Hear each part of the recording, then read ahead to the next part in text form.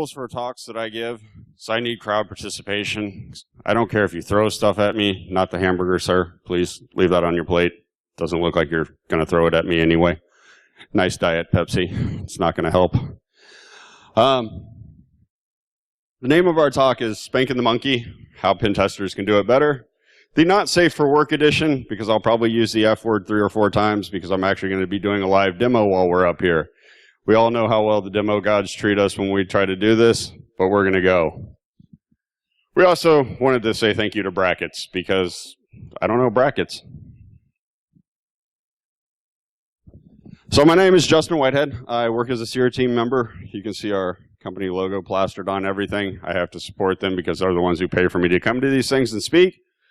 So, yay. I work for a company called IntelliSecure out of Denver, Colorado. I originally started in forensics, so I have a different way of looking at pen testing than most people. I like to actually find out I like to find out once something has been broken, how it was broken. So that's kind of going to be a little bit of why this talk came about. I'm Chester Bishop. I'm also out of Denver, Colorado. My job title keeps changing as, well, I'm self-employed and I can make it whatever I want. So right now I'm going with the guy who fakes it till he makes it. We also have both of our Twitter handles up here. I don't feel I have enough Twitter followers. I don't even understand exactly how to use Twitter. Apparently neither does Chris Roberts. Just going to say that. All right, who this talk's intended for? Who's my super rock star pen tester out here? All right, awesome. Nobody raised their hand. Yeah, I don't get to tell anyone to leave. This was set up for junior pen testers. I want to get information to the guys who are just getting into the field. I see a lot of young faces out here. I want you guys to actually have a good time at conferences. The first couple of conferences I went to, shit was so far over my head that I just kind of sat there glazed over. So we're trying to bring it a little bit lower. Pen testers that didn't know there was another way to do pen testing. We run into this a lot. Pen testers who have forgotten the old ways. So our super rock star pen tester out there who wouldn't raise his hand and only relies on Nessus and Burp anymore, this is just a little refresher for you. And those who are curious about what the tools do, what we did is we actually made a web page for this and made it to where tools couldn't find things. Tools that are awesome. So that's kind of what we're working with. This talk actually came around from last year at DerbyCon. I was sitting through John Strand's talk. If you've never seen this man speak, he is awesome. Go watch one of his talks. Look it up on SecurityTube. You will not be sad about it. But one thing he said really stuck in my mind, and the other co-author of this presentation. If you can be replaced by a tool, you will be. We are not cheap employees.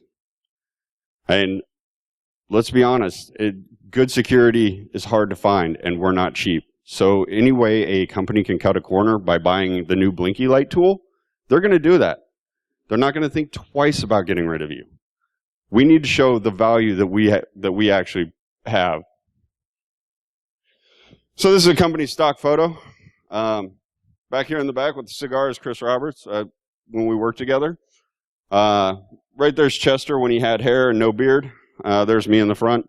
It's the only time I wore a tie in the last 5 years.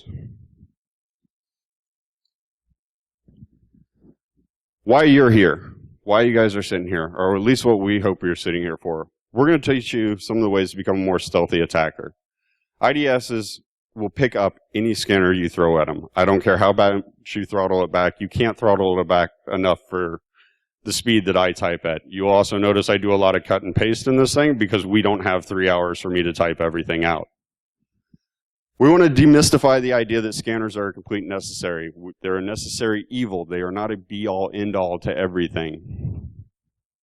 We also want to make you a more valuable asset, something that's not going to be replaced by a tool. Why are we here? We totally understand that there's a time and place for tool. Any tool that we talk about while we're up here today, we use. We're not going to say we don't use Nessus. We're not going to say we don't use Burp. We're not going to say we don't use SQL Map. Every time we go out on an engagement, Very rarely do you have the engagement that says, take your time, let me see what you can find. No, they hand you a Class A and 2 days to scan it.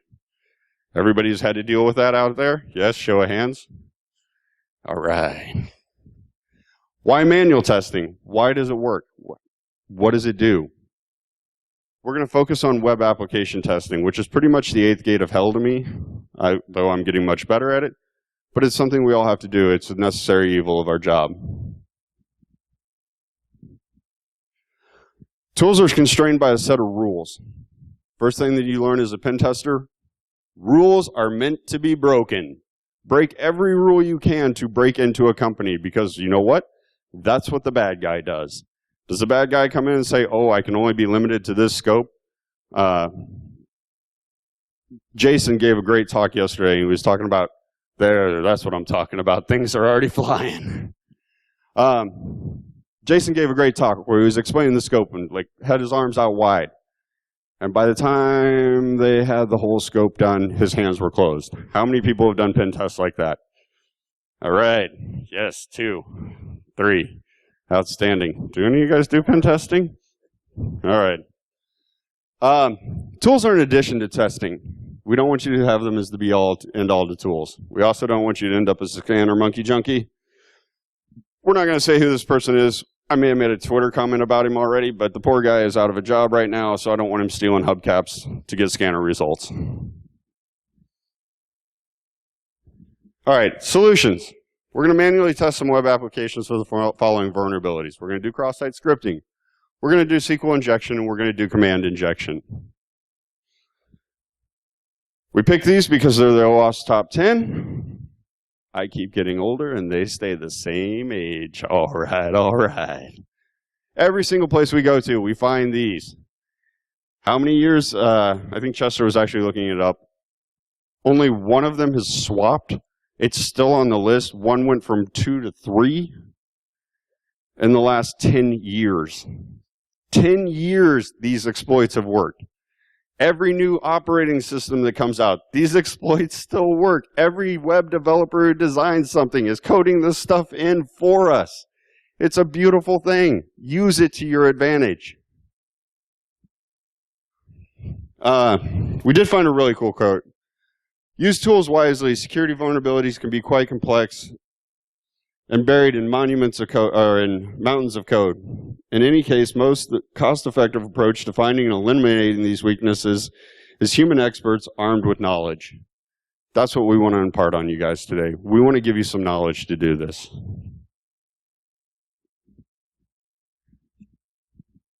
So we're going to start with cross-site scripting. Cross-site scripting is currently the number 3 thing on the OWASP top 10. I'll let you read here about what cross-site scripting is for a quick review.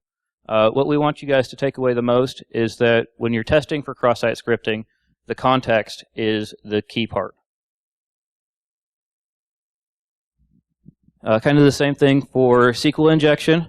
SQL injection is currently the number 1 thing on the OWASP top 10. And the key takeaway is that you're testing for input that is not correctly sanitized. And then last but not least is command injection, also a part of the top 1 on, I see you guys laughing over here, at the top item on the OWASP top 10. And it's a part of the injection. Everybody loves the shell. We want to give a special thank you to Egypt and Metasploit for providing our I love shells caption. All right, so first off, we're going to use Nessus. We're going to use burp. We're going to use some more flying things at me. With that being said, everything that we did, we took it directly out of the box. Every place we seem to go to that says we have Nessus running, we're like, okay, cool. What scripts do you have running? What have you done to specialize it? What do you mean? So we did what most of our clients do. We took it straight out of the box, fired it up, and that's how we're going to run it. We did not do any special settings. We did nothing. So we ran it against our beautiful web page. You will see in a few moments. It took 11,000 requests. In our web page, we know we have command injection, we have SQL injection, and we have cross-site scripting. Nessus, out of the box, was not able to find a single one of those. We didn't hide them. Well, yeah, we hid them a little. It couldn't find anything. It sent 11,000 requests. What does 11,000 requests do to your IDS?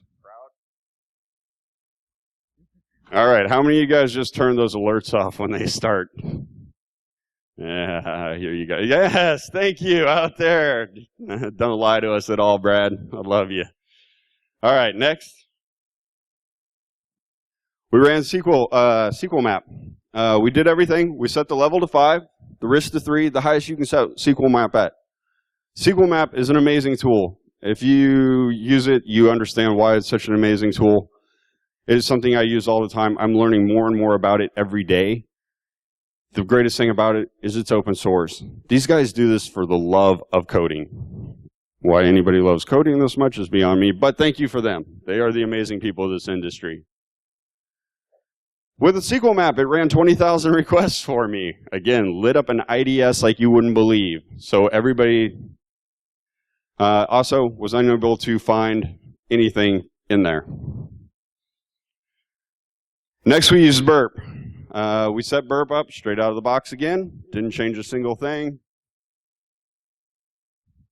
Next one, Chester. All right, burp straight out of the box. Out of the box did manage to find command injection, but why didn't it find the SQL injection and the cross-site scripting? We're going to get into that a little bit. We're also going to talk a little bit more about how to actually, or why you should actually get into tweaking the tools quite a bit. Without tweaking the tools, you're not going to find anything. The tools are great, but there's other things that you need to actually know how the tool works. All right, settings are important. Learn the settings of these tools. Take some time, read through the Nessus read through the Nessus webpage. There's a lot of information on it. There's a lot of great information on it to set up Nessus to be really powerful. Same with burp. Tools make too many requests. All right, you're going to set off the IDS in a heartbeat. There's no way you can sneak by using one of these tools. I don't care how much you throttle it back, they just come too quickly. From here on out, since burp actually found something, we're going to use burp as a reference tool. So we're going to keep moving on. All right. We're going to go commando here. I'm going to keep my pants on. I really looked for tearaway pants yesterday so I could wear something underneath them, hopefully. But we're going to do everything with manual testing from here on out.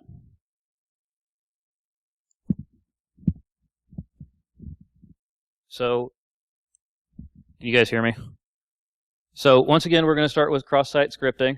We're going to focus on the reflected cross-site scripting. Like we saw earlier, the tools are going to send lots of requests and lots of probes. We only need one. But we don't even need that if we take a look at the website and understand the context and how it's set up. So if we switch over here to our website, we can see that we have a very angry monkey here. But our website is running PHP 5. It's using the latest HTML5, CSS 3, 4, one of those. If you actually write web pages, please don't hate us because we made it really basic. But if we take a look around and we're looking for cross-site scripting, so we'll take a look at the About Us page, and up here at the top, we'll see that it's loading a document. That could be something interesting for us later on. But we'll go back to our home page and our members page. So if we take a look at our members page, and we'll click on the profile of one of our members, up here we can see that there's a 42 in the URL, and there's also a 42 down here in the text. So when we're dealing with cross-site scripting, what we're looking for is places where the input can affect the output. So we see the 42, and we can try and see what happens if we add something to it to see if it affects the output. So we add it. We don't see anything in there too much, but let's take a look at the source page. And if we scroll down here to the section, then we can see that our div tag or bold tag didn't get added in there. So we'll move on there, and we'll go back to the login page, or to the login page. Everybody should know or be hopefully familiar with the idea that login pages are a great spot for some cross-site scripting. So what we're going to do first is we're going to just see what happens when we log in. No username, no nothing. We get an error message back. Nobody here with the username. So if we look a little bit closer at it, we can see that maybe there might be some spot for something after the username. So if we try logging in again with just a simple username that hopefully doesn't exist, we get back a little bit different error message. Nobody here with the username, and then a username. So we can see how our input affected the output of the web page. And then if we take a peek at the source information, and we come down here and see that that line is between a couple of div tags. So we saw that how our input affected the output, and now we see that the output that it produced is between a couple of div tags. So if we wanted to edit something on the web page, we would have to start by putting it in between some tags of some sort for HTML. So if we add a div tag and some text, or a tag and some text, and then send it to it, see what happens, we see that our new text showed up in its bolded format, just like we typed in. So this is actually proof enough that cross-site scripting exists on the website. It's not too useful though, however. So what we're going to do is we're going to try running some client-side JavaScript to see what happens.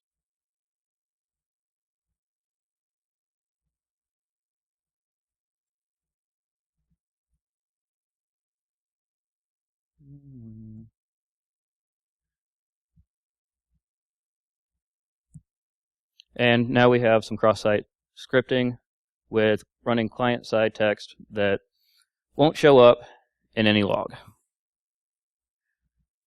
So let's take a peek at why this was working, or why this wasn't working. So Nessus and Nessus and SQL Map didn't find it, but that's okay. That's not initially what they were written to do. But Burp didn't catch it. But why didn't Burp catch it? Burp didn't catch it because the tools use markers. So on this slide, we can see that in the highlighted area is the alert script, and then on either side of it are a couple of markers. So what Burp will do is it will send that string into its website, and then when it comes back, it will look for those markers on the output, and if it sees those markers, then it says, hey, this site's vulnerable to cross-site scripting, or whatever it was testing for. So what we did is we tricked it. We wrote our little PHP block here that says, take the input. If you see the caret there, then return it with 1337, which is why we were getting the username 1337 when we were trying to log in, no matter what we really put in there. And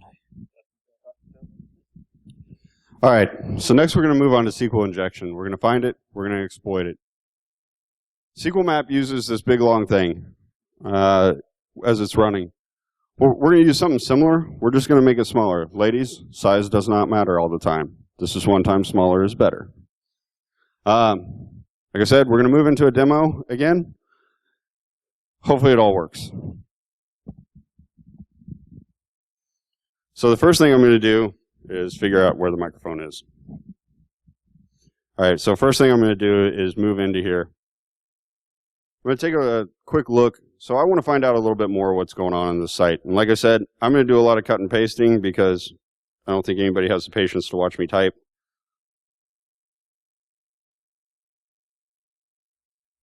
So let's take a quick look with curl. Maybe.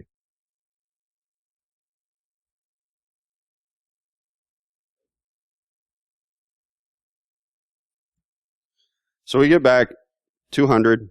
We know whether it's running an Apache client, PHP, everything that Chester was talking about before. So now we know for sure that what's running. Okay, so now let's take a look around the page. We're going to look for some place that looks like it could give us some information. So let's take a look over here. We have something. It's a text document, maybe being called. So we're going to throw that in there real quick, see what happens. It gives us back a blank page. Might be something we want to come back to for blind SQL injection, but right now it's not our low-hanging fruit. So we'll go down here to the members page, or to the login page. Let's give it a quick try there. Yeah, not looking that great. So we go to the members page. Click through the members here. All right, we got something there. What I'm looking at is, okay, there's a 42 there. Go back to members. All right, I noticed something changing. Now I know, I've got a good feeling that this is being called from a database. I go just to double check. Let's see what old Chester has to say. Yep, it's calling from a database. So let's figure out. We're going to pick on Antonio since he's not here. Miss me. Whoops. Yeah, this is why I don't type. All right, there's no user with that ID. Didn't give me back what I was thinking it was going to, so let's try it in this order. All right, I've gotten my SQL error. Apparently I can't walk around anymore. That's going to give me, right there, I know I've got SQL injection. I'm going to start searching through here. So let's figure out where I can put it and start getting some information from it. Oh yeah. So actually, as Chester just pointed out to me, we need to figure out which marker it was. So let's go back. Most people are going to figure it's going to be the tick. Nope, that didn't do it. All right, so I'm going to try the slash. All right, the slash gave me my error. That's what's causing the SQL error to happen. Where all can I put it? All right, let's come back over here. All right, I got the SQL error here as well. So let's take a quick look at what's happening behind the scenes. Go ahead.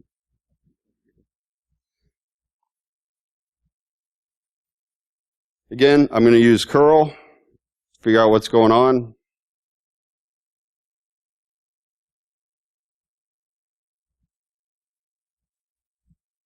All right. So using the curl, I see that I got my same syntax error down here. I figured out exactly where it broke at, which was a slash right behind there. We realize this isn't super realistic, but one of the things that we truly have found is when we do this, we may not get this great of information. Can you highlight that for me, Chester? We may not get all this great information, but we usually do get something back, and that's usually our foothold. That's where we start at and start working out from there. It's great. It shows us the entire syntax for what just happened. Again, not super realistic. The other thing I was looking at is right down here. I'm looking at, did I get the exact same thing from the page? I'm going to add the next part in.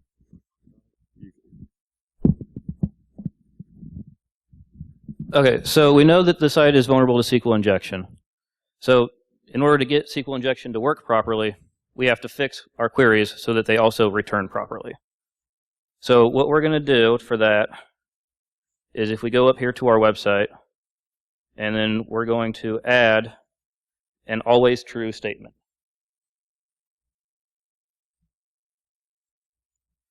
In this case, 1 is always 1. So we add that in, but we still get the error message. So go ahead. Yeah. So one of the interesting things about this error message, when you look at it, first thing that we noticed is it actually removed all of our spaces. So what Chester's going to do next is actually add in brackets by doing %09, which is the coding for brackets. Tab, sorry.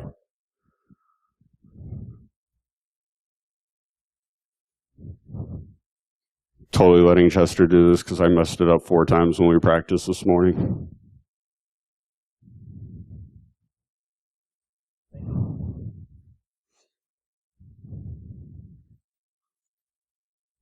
All right, and it returns our true statement. It gives us back exactly what we were looking for.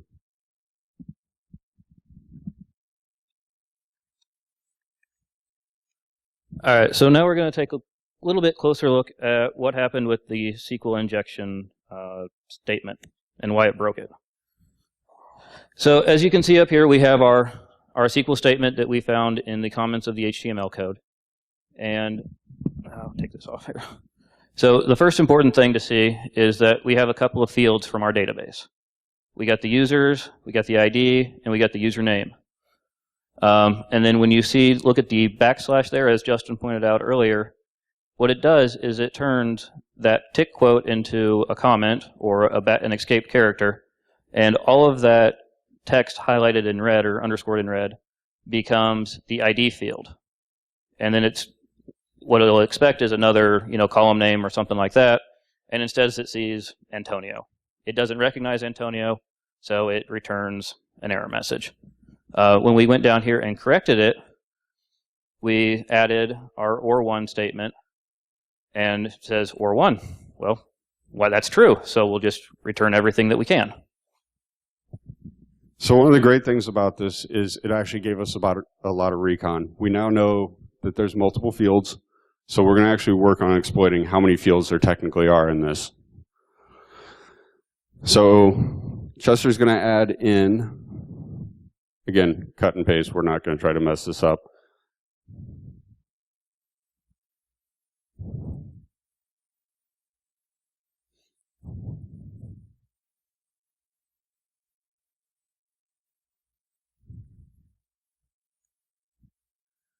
All right, so we got something back from this. What we did is actually ran to see 1, 2, and 3 columns. It automatically noticed that there was something different than 3 columns. So it returned something for us, and we're basically exploiting the error messages, which is one of the greatest ways to exploit something. Let it tell you what to do. So next, we're actually going to add in a 4. And it returns true. Now, if we add in a 5, it's going to go ahead and tell us it's not right because it will actually tell you exactly where you need to be. This is all exploiting errors. Again, 5, number of columns difference. If we go back to the 4,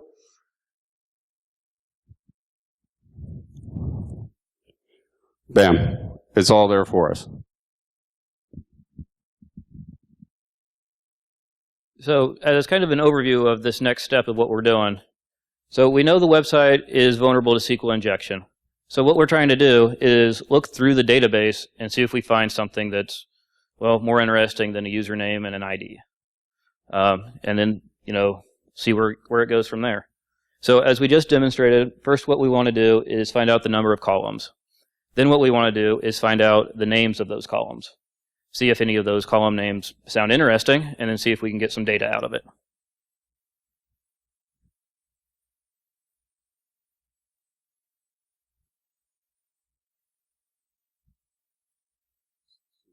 What's that? No, I'll get it.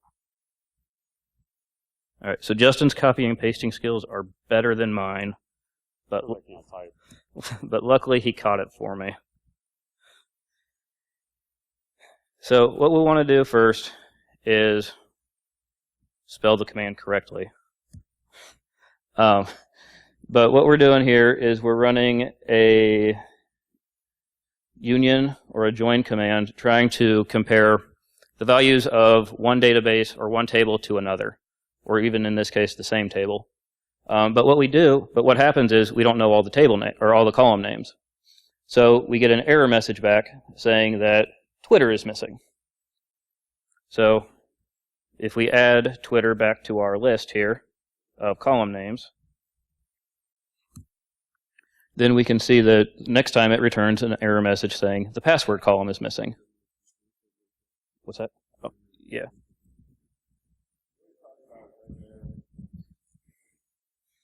Yeah, so there's the password column, or at least the column name that was missing.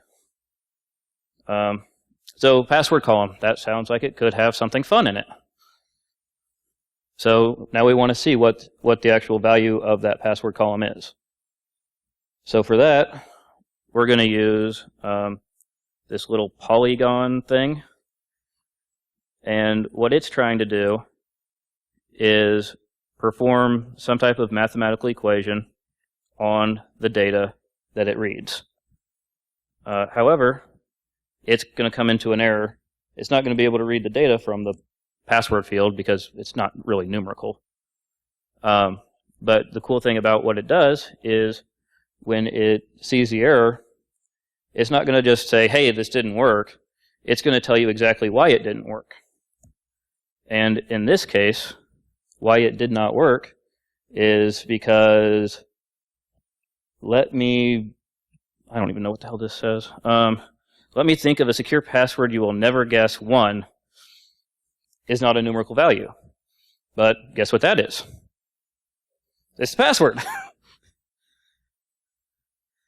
All right, so we got the password. You're using Antonio for this? Yeah. Okay.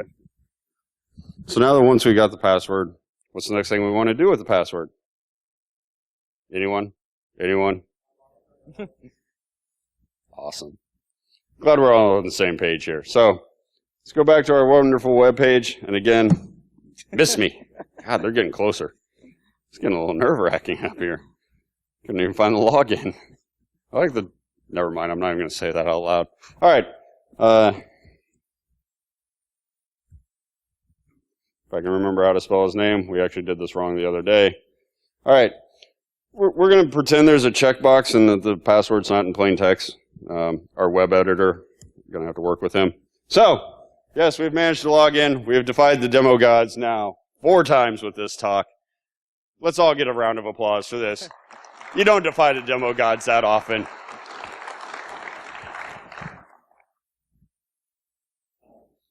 All right, so let's take a couple look at a couple other things here. Go ahead. Okay. So this is how we were able to trick the tools into not showing, or showing that the website was not vulnerable. So all we really did is we replaced the backslash and we replaced spaces with nothing, or some more characters. And that was enough to trick the tools into believing that this website anyways, was not vulnerable to all the stuff that we just proved was vulnerable. As an interesting side note, if anybody here is a web developer, don't do stuff like this to your web page. It works to trick the tools, but your website is still vulnerable. All right, couple of things. Bert found it when we actually went through and set thorough and checked the REST style URL parameters. SQL Map was still getting confused, and we're actually still working on trying to figure that out ourselves of why it was confusing it so much. SQL Map's open source. Hey, get involved. Get involved with the community. Maybe help us figure this out. Could be a great side project if you have, that much spare time between work and mowing your lawn.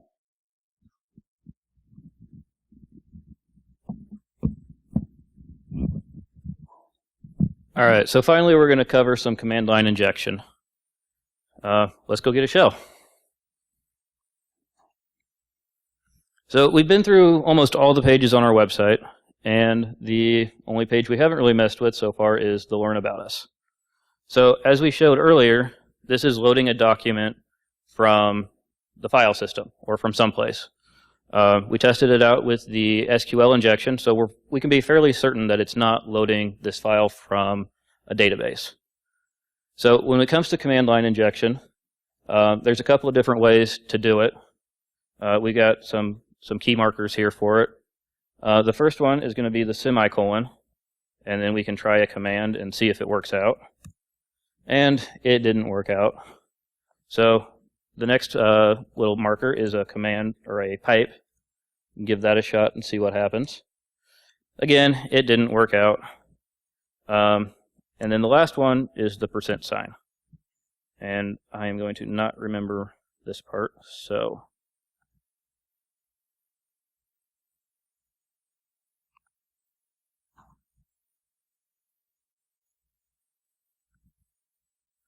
So if we do the % sign and add in the 26 here, which all this is doing is HTML encoding the ampersand character. So we're telling the server behind this to go ahead and load this script up, and then also run echo. And that didn't work. There it is. Extra one. There we go. Now I know what I'm looking for. So we can see that our website is vulnerable to command line injection, which Burp also told us. So echoing a command, or echoing some numbers, or we can even just look at the file system and see all of our web files. But that's fun, but it's not quite as fun. So let's see if we can't see something more interesting, like the password file. And, well... We at least programmed that well. Give it up for our HTML skills. We hid the passwords. So that didn't work. What we can do, though, is try, maybe it doesn't take full pass. So we can try to work our way around it to get it.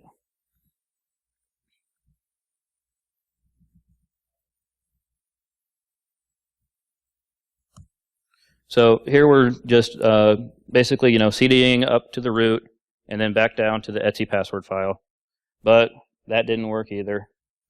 But as we're, typing in here, all of our normal Linux commands are working. And, so if there was something fun and interesting installed on the server, we could potentially use it. And what we're going to try is Netcat, because what server doesn't have Netcat installed on it?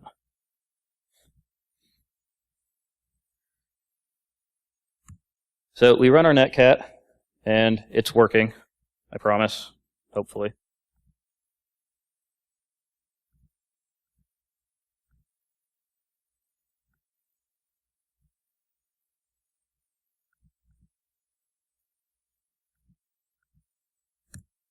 And we're in. So we have, we have access to the server. Command line injection has worked successfully. I'm going to spell this right this time. And we got a shell.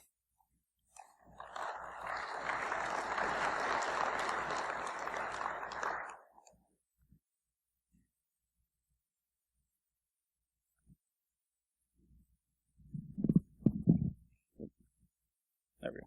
All right. So one of the really cool things, we hope you guys enjoyed the demos. Trust me, you don't know how much I'm sweating up here right now that all those worked. One of the really cool things is the places I've worked at, when you come in to interview with us, you don't just interview with the CISO, because let's all face it, most of the CISOs we know have a CISSP, and that's about all they know. You actually interview with us at the lower level. I will ask you questions like this, how can you set up Nessus to run better? How can you set up Burp to run better? And if you say you just, yeah, I'm pretty much done with you right there. If you come in and you can tell me how to set up Nessus, and then you can turn around and say, but I would do it this way, who do you think is going to get that job? Do you make yourself that much more valuable? Do you make yourself stand out? Yes. You're going to be the guy I look at. Next one. All right. We hope you guys feel like somewhat empowered monkeys right now, that you'll all run back and plug in Nessus and start running that again. I don't know where this picture came from, but it is pretty awesome. Because I'm pretty sure that's a cliff he's about to get thrown off of.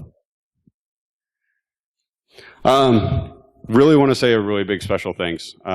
This is Antonio. He was the guy who helped me originally write this. He's taken the mission worldwide. He's taken it to the lowest common denominator. He's somewhere in Southeast Asia? No, South America. We don't even know where he is right now. But one thing we really wanted to do is have you all squeeze in here and get a group picture if you're comfortable with that, with everybody waving at Antonio. So everybody squeeze in. Don't all do it at once. Yeah, you guys are golden.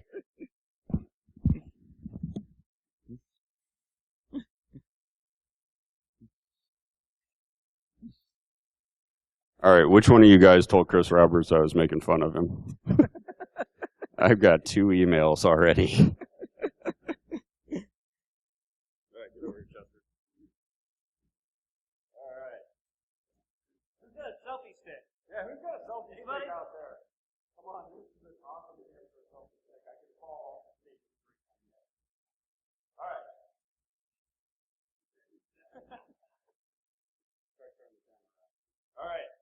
Everybody smile and wave at Antonio.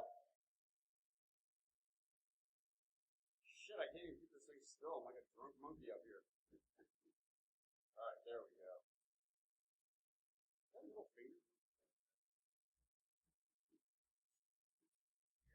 Okay. Awesome. Thank you, guys. Oh, we're not quite done yet, even though I said thank you. Anyway, special thanks to Antonio. The guy is great. If you ever get a chance to meet him, we call him the Spaniard or Antrolio. He has the thickest Spanish accent, and if you would have seen this talk when I gave it with him, we almost needed an interpreter. Next. So one of the cool things is if you're worried about learning this, don't be. If we made it look either super easy or super awesome or, oh my God, I'm never going to figure this out, don't worry about it. Like Justin said, him and Antonio wrote the talk, gave it a couple of times. Antonio decided to go travel the world for some reason. So I stepped in, and I was able to pick this up after about 6 hours of studying it. So if it's something you're worried about learning, it looks super difficult, don't worry about it. It's not. Just take your time, read through it, and to help you out, we've actually made some improvements. So Chester, being the guy that'll actually pay for stuff, has opened us up a GitHub. Yeah, everybody get your cameras out, take a picture of that, 'cause that's pretty awesome right now. We've taken the time to put everything up there. We have everything. We have the website. We have all the pages that we found the information on. We seriously want to get the information to you guys. We want you guys to have as much fun with this as we've had. The other thing we ask is in the comments section. If there's something more you want to learn about, I actually really enjoy doing these somewhat teaching talks. Because I don't have to sit there and pimp some new piece of gear or something like that. Let us know. We're more than interested to sit down and actually try to come up with a talk to help people out. Anybody have any questions? So one of the questions that actually got asked to me at DerbyCon was, couldn't I do all of this in burp and just put it in repeater? Well, yes, you can do all that in repeater, but the whole point of what we were talking about is when you install it all in a repeater, how fast does it send it out? Again, the IDS finds it, you're done. You've already been found. You all saw the speed I type at. I'm actually going to be working on a program that will work to show how slow people can type. I think it's actually a skill to trick IDSs. Again, here's the three of us up here. If you give Antonio some love, I think, like I said, he might be in South America right now. Again, Chester and I would love to have you guys as Twitter followers. I'm about it.